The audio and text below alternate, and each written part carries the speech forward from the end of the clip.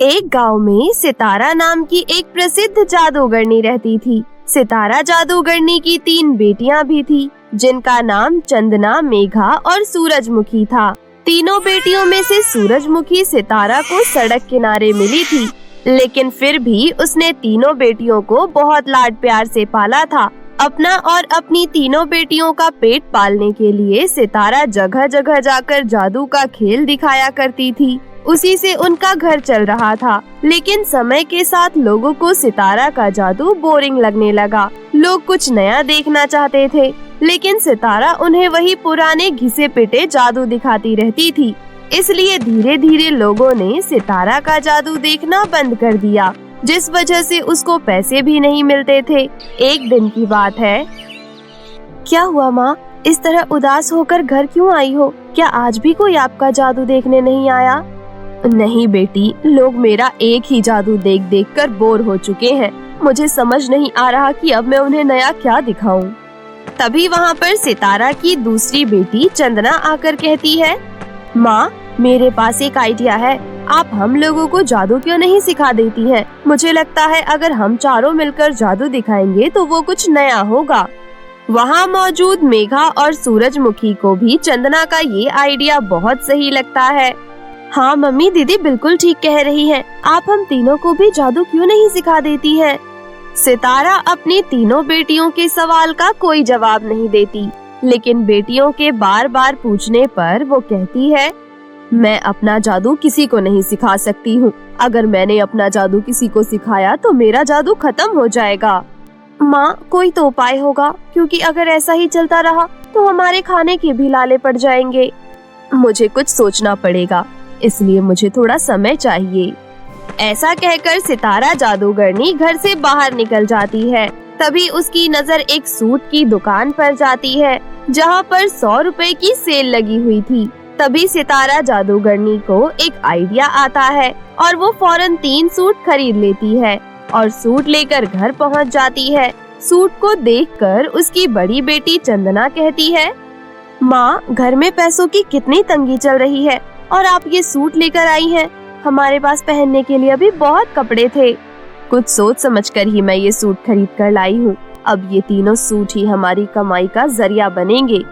ऐसा कहकर सितारा वो तीनों सूट लेकर पूजा करने बैठ जाती है और काफी सारी तंत्र मंत्र विद्याएं करने के बाद वो उन तीनों सूट को जादुई बना देती है और फिर अपनी तीनों बेटियों को अपने पास बुलाकर कहती है, तुम तीनों को जादू सीखना था, परंतु मैं तुम तीनों को जादू नहीं सिखा सकती थी।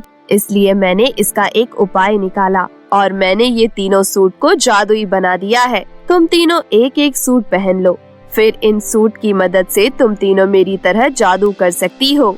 सितारा की तीनों बेटियां बहुत खुश हो जाती हैं और तीनों एक एक सूट पहन लेती हैं। वाह माँ, तुम्हारा आइडिया तो कमाल का निकला। अब हम चारों मिलकर गांव में जादू का खेल दिखाएंगे। फिर देखना लोग कैसे हमारे जादू को देखना पसंद करेंगे। अगले दिन से वो चारों माँ बेटी अपना जादू का सामान लेकर गांव में पहुंच जाती हैं, क्योंकि मेघा, चंदना और सूरजमुखी ने जादुई सूट पहन रखा था। इसलिए अब वो भी अपनी माँ की तरह जादू कर रही थी। आओ गांव वालों, हमारा नया जादू देखो। मेरी तीनों बेटियां आप सभी को जादू का खेल दिखाएंगी।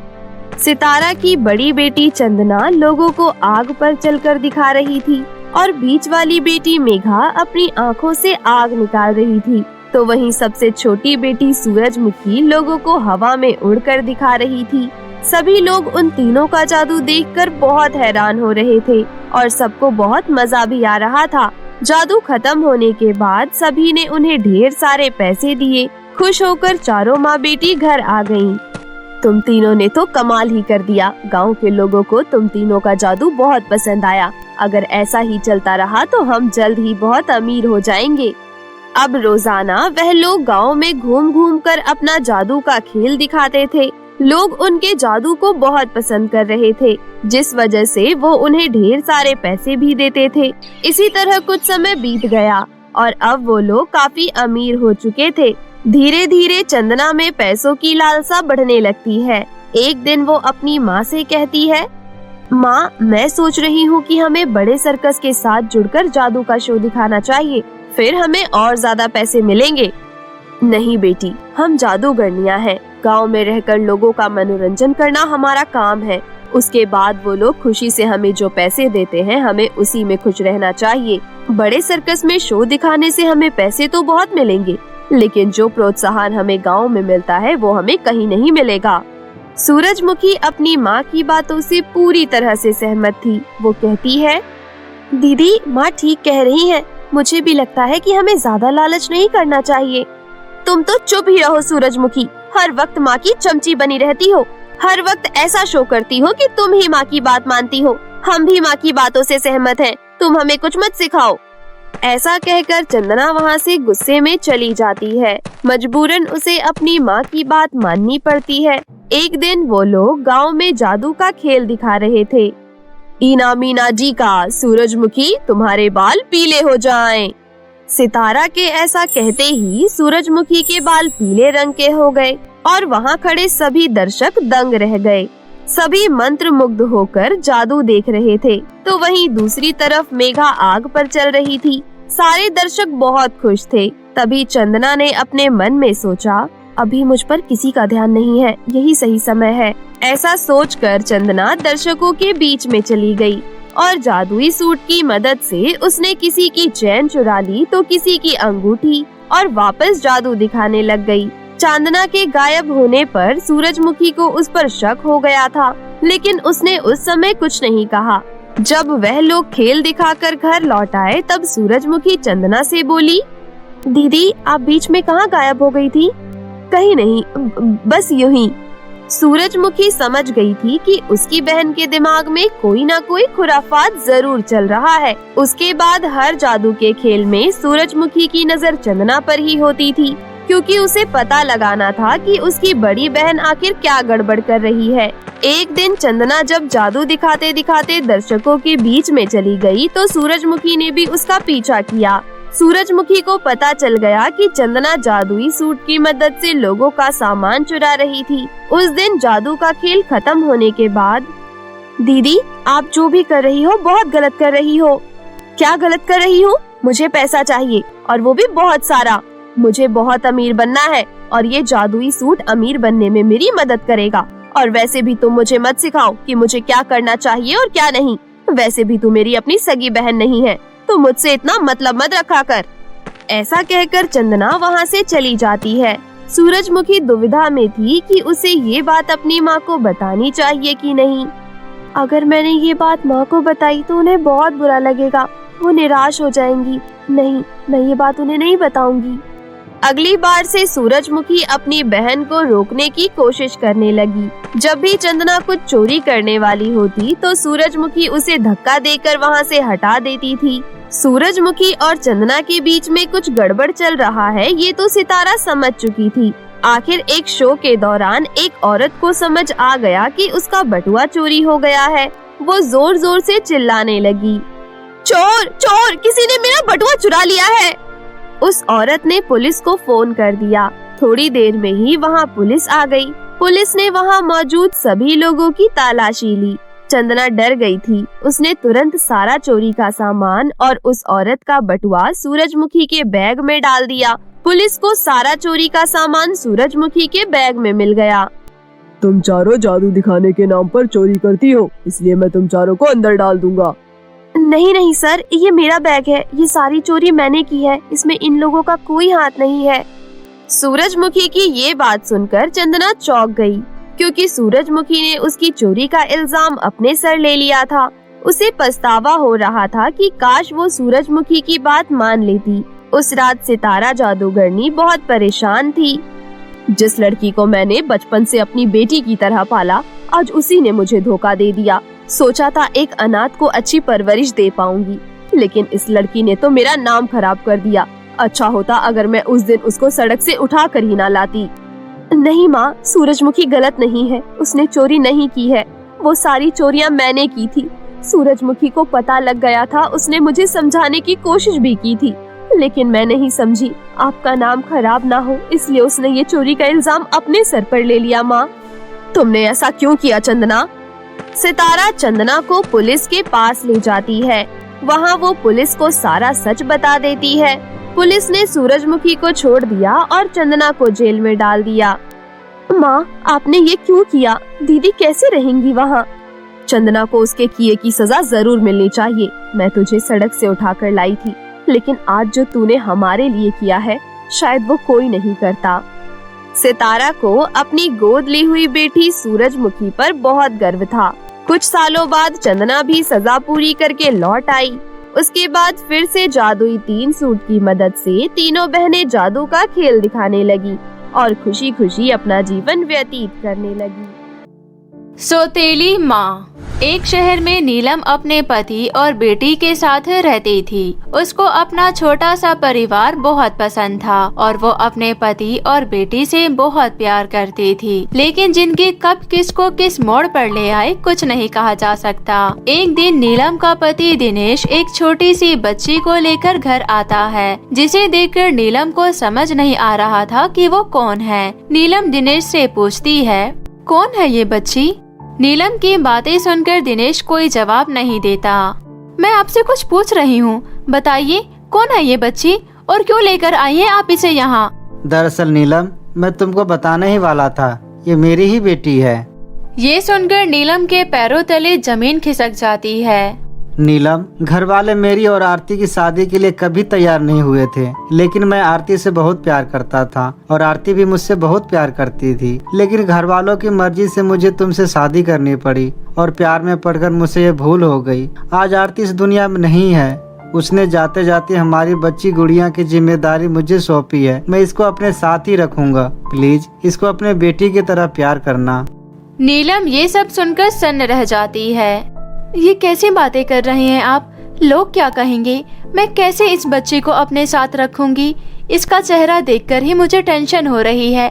आप इसे प्लीज यहाँ से ले जाइए। मेरी भी तो बेटी है, मैं उसका हक कैसे मार दूं? नीलम प्लीज मेरी बातों को समझने की कोशिश करो। मेरे अलावा इसका इस दुनिया में कोई नहीं है, प्लीज। नीलम दिनेश से बहुत प्यार करती थी, इसलिए दिनेश अपनी बात मनवाने में सफल हो जाता है। फिर दिनेश अपनी बच्ची से कहता है, देखो गुड़िया, ये तुम्हारी माँ है, तुम्हें आज से इन्हीं को माँ कहना है। ये बात सुनकर नीलम मुंह घुमा लेती है। इसी तरह दिन बीत रहे थे। नीलम को तो गुड़िया को देखना भी गवारा नहीं था, फिर वो उसकी माँ कैसे बन पाती? और कहीं न कहीं दिनेश और उसकी माँ भी ये हकीकत जानते थे। इसी तरह एक दिन नीलम अपने पति से कहती है, सुनिए ना, हमारी बच्ची अंजलि अब बड़ी हो गई है, उसके शादी का इंतजाम कीजिए ना, क्योंकि शादी तो करवानी पड़ेगी ना। हाँ, लेकिन गुड़िया उससे बड़ी है, पहले उसकी शादी होनी चाहिए ना। जमाना जानता है कि वो तुम्हारी एक नाजायज औलाद है, कोई उससे शादी क्यों करेगा? किसी नाजायज लड़की को कोई अपने घर की बहू क्यों बनाएगा? तभी वहाँ पर गुड़िया आ जाती है। वो सारी बातें सुन लेती है। उसे बहुत बुरा लगता है, लेकिन फिर भी वो अपनी माँ की बात को इग्नोर करते हुए अपने पिता से कहती है, पापा मुझे स्कॉलरशिप मिल गई है, मेरी आगे की पढ़ाई का सारा खर्चा यूनिवर्सिटी वाले उठाएंगे, मैं कल ही हॉस्टल में शिफ्ट हो रही हूँ। लो जी, मैडम ने फैसला सुना दिया, अब क्यों जा रही हो हॉस्टल? पहले ही चली जाती, कम से कम तुम्हारा चेहरा तो नहीं देखना पड़ता मुझे। दुनिया में यूँ बेइज्जती तो ना होती हमारी।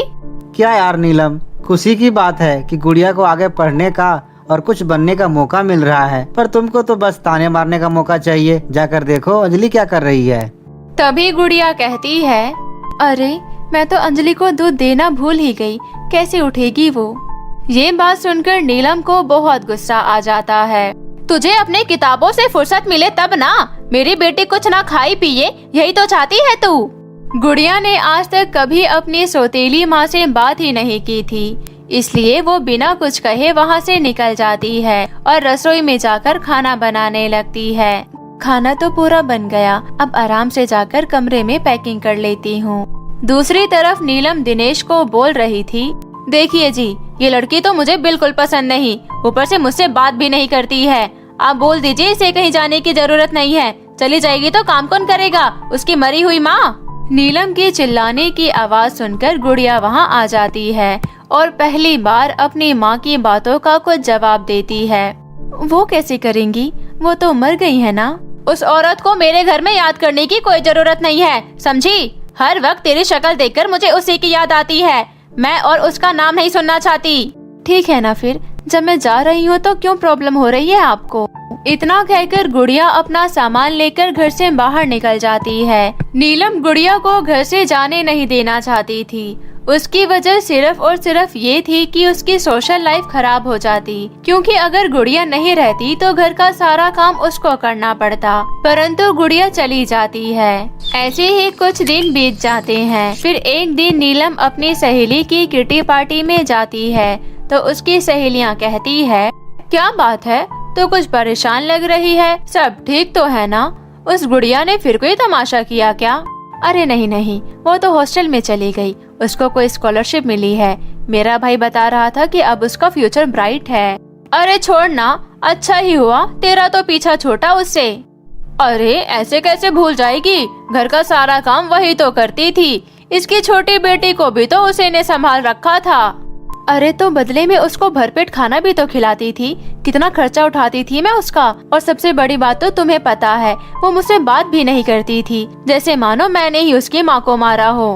अरे खुद को क्यों दोष दे रही है? तूने जो किया शायद कोई नहीं करता। इस तरह किसी और बच्चे को एकदम से अपना लेना कोई आसान बात थोड़ी है, समय लगता है थोड़ा। ऐसा नहीं था कि नीलम गुड़िया से बहुत नफरत करती थी। नीलम को बस इस बात का दुख था कि उसके पति ने उसको धोखा दिया। इन्हीं सब का बदला वो गुड़िया से लेती थी, लेकिन उसे इस बात के लिए भगवान से भी शिकायत थी। शाम को जब दिनेश घर आता है तो वो नीलम को ताने देने लगता है।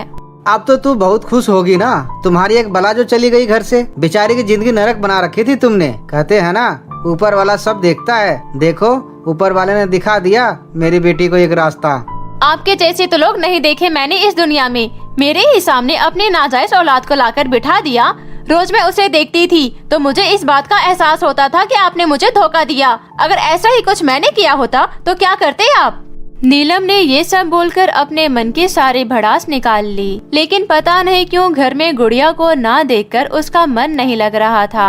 ये बात वो खुद भी नहीं समझ रही थी कि उसको गुड़िया की याद आ रही है। वो रात भर करवटें बदलती रहती है और अपने पति की बात याद करती रहती है। उसे इस बात का एहसास होता है कि उसने किसी और की गलती की सजा उस बेचारी गुड़िया को दे दी। अगले दिन सुबह उठकर नीलम गुड़िया के हॉस्टल जाती है। हॉस्टल में नीलम को देखकर गुड़िया को कुछ समझ नहीं आता।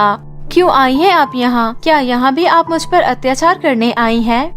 गुड़िया की ये बात सुनकर नीलम को बहुत शर्मिंदगी महसूस होती है। वो गर्दन झुकाकर कहती है, मुझे माफ कर दो मेरी बच्ची, मैंने किसी और की गलती की सजा तुम्हें दी। मुझे इस बात का बहुत अफसोस है। मैं एक बेकार औरत नहीं हूँ, मेरे अंदर भी इंसानियत है, ममता है। लेकिन मैं दिनेश से बहुत प्यार करती थी। मुझे उम्मीद नहीं थी वो मेरे साथ ऐसा करेंगे। बस यही सब सोचकर मैंने इतने साल तुमसे नफरत की, जबकि इसमें तुम्हारी कोई गलती नहीं है। मुझे माफ कर दो मेरी बच्ची।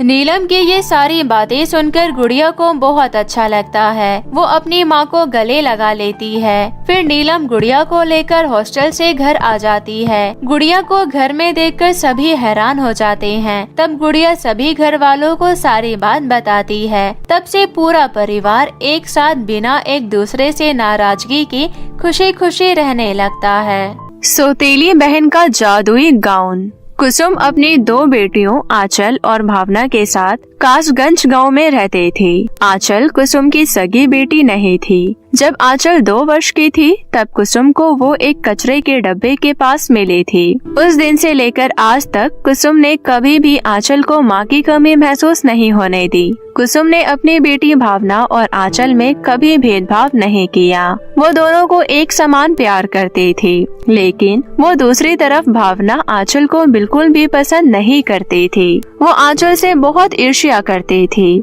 आंचल पढ़ाई में तो होशियार थी ही, साथ ही वो कपड़े सिलकर घर का खर्चा भी चलाती थी। एक दिन आंचल और भावना की परीक्षा का रिजल्ट आया। भावना का रिजल्ट देखते ही कुसुम गुस्से से आग बबूला हो गई। भावना, मुझे तुमसे ये उम्मीद नहीं थी कि तुम इस बार भी फेल हो जाओगी। देखो अपनी बहन आंचल को, इस बार भी फर्स्ट आई है। पढ़ाई के साथ साथ कपड़े सिलकर घर का खर्चा भी चलाती है। और एक तुम हो जो जब देखो फिजूल खर्चे करती रहती हो। मॉम, कभी कभी मुझे लगता है आप इस मनोज को नहीं बल्कि मुझे कचरे के डब्बे से उठाकर लाई थी।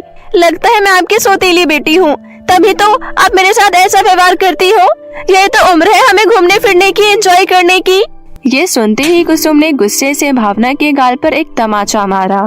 तुम्हें पैसों की कीमत अभी पता नहीं है, कितनी मेहनत से पैसे कमाए जाते हैं। कुछ सीखो आंचल से, जो सुबह उठकर स्कूल जाती है और स्कूल से आने के बाद रात भर जाकर कपड़े सिलती है, तब जाकर घर का खर्चा चल पाता है। और तुम उन पैसों को इस तरह से उड़ा रही हो, तुम्हें शर्म आनी चाहिए। आज के बाद मैं तुझे पॉकेट मनी नहीं दूंगी। जब तुम्हारे पास एक भी पैसा नहीं होगा ना, तब तुम्हें पैसों की अहमियत का पता चलेगा।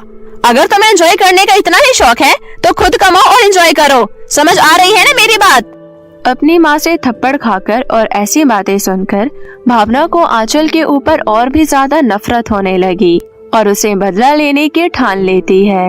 आज इस आंचल की वजह से माँ ने मुझ पर हाथ उठाया। अब तू देख आंचल की बच्ची, मैं तेरे साथ क्या करती हूँ। अब तू ज्यादा दिन घर में नहीं रह पाएगी। भावना बदले की भावना लिए एक जादूगरनी के पास गई और उस जादूगरनी को सारी बात बताई। ठीक है, मैं तुझे एक जादुई गाउन देती हूँ, लेकिन बदले में तुझे उसकी कीमत देनी होगी, पूरे 5,000 रुपए। तुम ये जादुई गाउन उस लड़की को पहना देना। गाउन पहनते ही वो तुम्हारे वश में हो जाएगी। तुम उससे जैसा कहोगी वो बिल्कुल वैसा ही करेगी। मेरे पास अभी 5,000 रुपए तो नहीं है, लेकिन तुम ये मेरी सोने की चेन रख लो, इसकी कीमत लगभग इतनी ही होगी। ये कहते हुए भावना अपने सोने की चेन जादूगरनी को देकर जादुई गाउन खरीदकर घर लौट आई। फिर वो जादुई गाउन लेकर आंचल के कमरे में गई और बोली, आंचल मेरी बहन, देखो मैं तुम्हारे लिए गाउन लेकर आई हूँ। प्लीज मना मत करना, मैंने तुम्हें कभी अपनी बहन नहीं माना, मुझे माफ कर दो। कोई बात नहीं भावना, माफी मत मांगो, तुम मेरी बहन हो। अगर तुम मुझे सच में अपनी बहन मानती हो तो तुम मुझे अभी ये गाउन पहनकर दिखाओ, ये मैं तुम्हारे लिए लाई हूँ, प्लीज। भावना के बार बार कहने पर आंचल गाउन पहनने के लिए तैयार हो गई। कुछ देर बाद जब आंचल गाउन पहनकर कमरे से बाहर आई, तब मुस्कुराते हुए भावना बोली, सुन आंचल की बच्ची, अब जल्दी से माँ के पास जाओ और उनकी बेइज्जती करके आ। आंचल ने जादूगरनी का जादुई गाउन पहना हुआ था, जिस वजह से आंचल पूरी तरह भावना के वश में हो गई और सर हिलाए आंचल सीधे कुसुम के कमरे में गई और कुसुम का हाथ मोड़ते हुए बोली, ए बुढ़िया, तुम मुझसे दिन रात नौकरानी की तरह काम करवाती रहती है। अब मैं तेरा कोई काम नहीं करूँगी, ना ही कपड़े सिलूंगी। अब घर का सारा काम तू करेगी और घर चलाने के लिए सिलाई भी तू ही करेगी, समझ गई ना? अब जा रसोई में जाकर मेरे लिए गर्मा गर्म गाजर का हलवा बना। आंचल बेटी, ये तुम्हें क्या हो गया? तुम मेरे साथ ऐसा व्यवहार क्यों कर रही हो? मेरा हाथ छोड़ो। आह, मुझे बहुत दर्द हो रहा है बेटा। बचपन से लेकर आज तक मैंने तुम्हें अपनी बेटी की तरह पाल पोस कर बड़ा किया है। मैं तो तुम्हें अपनी सबसे अच्छी बेटी समझती हूँ। चुप कर बुढ़िया, बहुत सुन ली तेरी बकवास। अब टाइम वेस्ट मत कर, जाकर मेरे लिए हलवा बना, उसके बाद तुझे गंदे कपड़े भी धोने हैं। कुसुम आंचल के इस तरह रूखे व्यवहार से बहुत ही ज्यादा दुखी हो गई और आंचल के लिए गाजर का हलवा बनाने लगी। कुछ देर बाद जब कुसुम गाजर का हलवा लेकर आंचल के कमरे में गई, तो देखा आंचल कस्टमर के सिले हुए कपड़े को फाड़ रही थी। ये देख कुसुम बोली, आंचल बेटी, ये तुमने क्या किया? तुमने सारे कपड़े फाड़ डाले। अब तुम ग्राहकों को क्या जवाब दोगी? तुम्हें ऐसा नहीं करना चाहिए था। ये कपड़े मैंने अपने हाथों से सिले थे और मैंने इन्हें फाड़ डाले। इससे तुझे क्या दिक्कत हो रही है बुढ़िया? अब यहाँ खड़ी क्यों है? जा यहाँ से।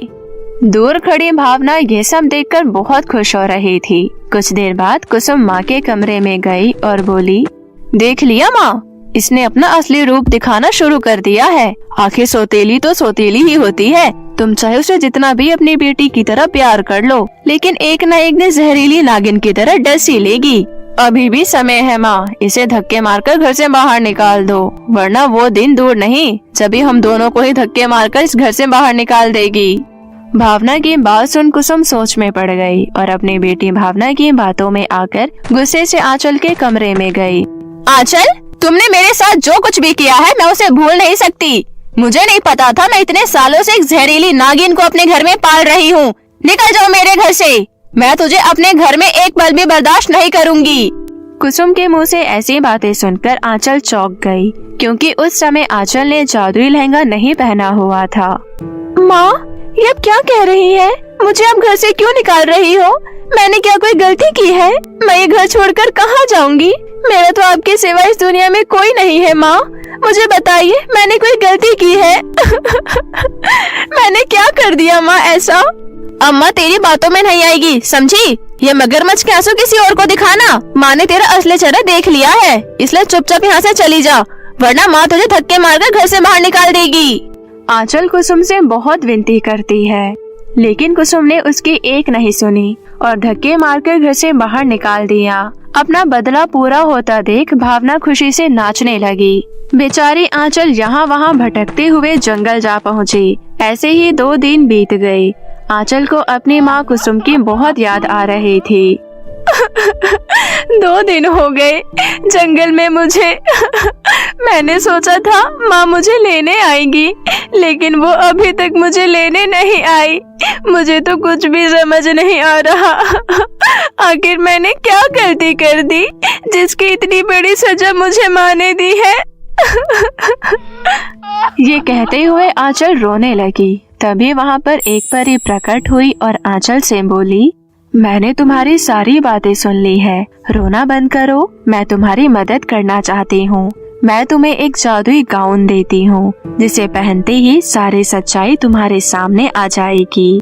इतना कहकर परी ने आंचल को एक जादुई गाउन दिया। आंचल ने जैसे ही वो जादुई गाउन पहना, सारी सच्चाई उसके सामने दिखाई देने लगी। परी का धन्यवाद कर आंचल तुरंत अपने घर पहुँची और भावना से बोली, भावना, मुझे सारी सच्चाई पता चल चुकी है कि तुमने मेरे साथ क्या किया था।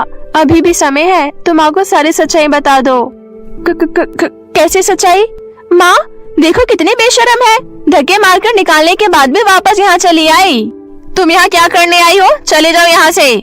माँ, मैं चली जाऊंगी, लेकिन आपको सच्चाई बताने के बाद मेरी विनती है, पहले मेरी पूरी बात सुन लो।